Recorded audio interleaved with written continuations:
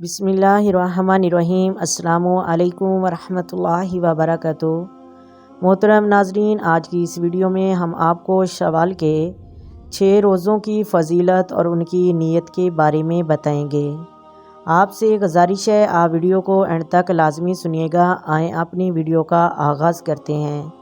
سب سے پہلے آپ کو اس کی فضیلت کے بارے میں بتائیں گے کہ نبی کریم صلی اللہ علیہ وآلہ وسلم نے فرمایا کہ جس بندے نے ماہ رمضان کے روزے رکھے اور پھر ماہ رمضان کے بعد اس نے شوال کے بھی 6 روزے رکھے تو ایسا شخص پورے سال کے روزے رکھنے والے بندے کی مانند ہوگا۔ اس طرح رمضان کے بعد جس نے شوال کے روزے رکھے، نبی کریم نے فرمایا اسے پورے سال کے روزوں کا ثواب ملے گا۔ محترم ناظرین، دیکھیں کہ ماہ رمضان میں ہم نے روزے رکھے، اللہ تبارک و تعالیٰ اس کا 10 گنا زیادہ ثواب عطا فرماتا ہے۔ اگر ماہ رمضان کا مہینہ 29 کا بنا تو ہمیں 30 روزوں کا ہی ثواب ملے گا۔ یہ اللہ کی طرف سے ایک فضل ہے۔ اب سوال یہ ہے کہ رمضان کے بعد شوال کے روزے عید کے دوسرے دن ہی رکھنے ضروری ہیں؟ اگر عید کے دوسرے دن روزہ نہ رکھ سکیں تو پھر نہیں رکھے جاتے؟ کچھ لوگوں کا عموماً یہی سوال ہوتا ہے کہ عید کے دوسرے دن ہی شوال کے روزے رکھنا شروع کر دینے چاہیے۔ تو دیکھیں یہ تصور بالکل ہی غلط ہے۔ ماہ رمضان کے بعد شوال کے روزے عید کے دوسرے دن رکھ دینے چاہیے نہیں، آپ جب چاہیں آپ رکھ سکتے ہیں۔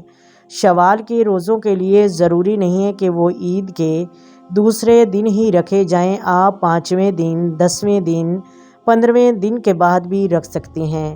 کچھ لوگ یہ بھی کہتے ہیں کہ لگاتار ہی 6 روزے رکھنے چاہیے، تو یہ بھی بات بالکل غلط ہے۔ آپ ایک دن چھوڑ کر، ایک دن، 2 دن چھوڑ کر بھی رکھ سکتے ہیں۔ ضروری نہیں کہ آپ لگاتار ہی رکھیں، ان میں کوئی بھی شرط واجب نہیں ہے۔ اب سوال یہ ہے کہ محترم ناظرین، شوال کے روزوں کی نیت کیسے کی جائے؟ تو دیکھیں محترم ناظرین، کچھ لوگ کہتے ہیں کہ جب تک نیت نہ کی جائے روزہ نہیں ہوتا، نیت کی دعا پڑھنی چاہیے، تو یہ بات تو صرف مسنون ہے، بلکہ نیت تو دل کے ارادے کا نام ہے۔ جب آپ نے دل سے ارادہ کر لیا کہ میں شوال کا روزہ رکھ رہی ہوں یا رکھ رہا ہوں، تو وہ آپ کی نیت ہو گئی، وہ تو اس کو روزے کی نیت کہتے ہیں۔ لیکن اگر آپ زبان سے ادا کرنا چاہتے ہیں تو اس کا طریقہ یہ ہے، وَبِصَوْمِ غَدٍ نَوَیْتُ مِنْ شَہْرِ شوال، یعنی ہم نے شوال کے کل کے روزے کی نیت کی تو یہ زبان سے ادا کر لیں۔ تو اس طرح اگر ہم نے دل میں ہی نیت کر لی تو ہماری نیت پھر بھی ہو جائے گی، کیونکہ دل کے ارادے کا نام ہی نیت ہے، زبان سے ادا کرنا مسنون ہے۔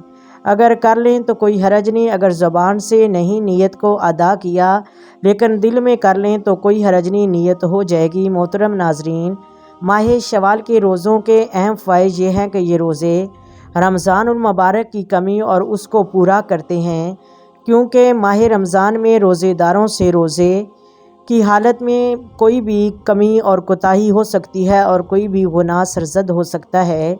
اس لیے حضور نبی کریم نے شوال کے روزے رکھنے کی ترغیب دی تاکہ وہ ماہ رمضان میں کی جانے والی کمی اور کوتاہی کا باعث بن سکیں۔ امید ہے کہ ہم سب ماہ رمضان کے بعد ماہ شوال کے روزے ضرور رکھیں گے۔ محترم ناظرین، اور لوگوں کو بھی غور و فکر کرنے کی ترغیب دیں گے، کیونکہ ہماری فلاح اس دین کو تھامنے میں ہے، یہی تقوی کا حق ہے اگر ہمارا اصلی خیر خواہ اللہ اور اس کے رسول ہیں۔ محترم ناظرین، جو لوگ کہتے ہیں کہ ان کی کوئی حقیقت نہیں، اصل میں یہ مشرک اور منافقین اور یہودی ہیں، جو ہمیں دوبارہ سے گمراہی کے پلڑے پر ڈالنے کی کوشش کر رہے ہیں، ہمیں نیکی سے دور کر رہے ہیں۔ اگر ویڈیو اچھی لگے تو لائک کریں، شیئر کریں، چینل کو سبسکرائب کریں۔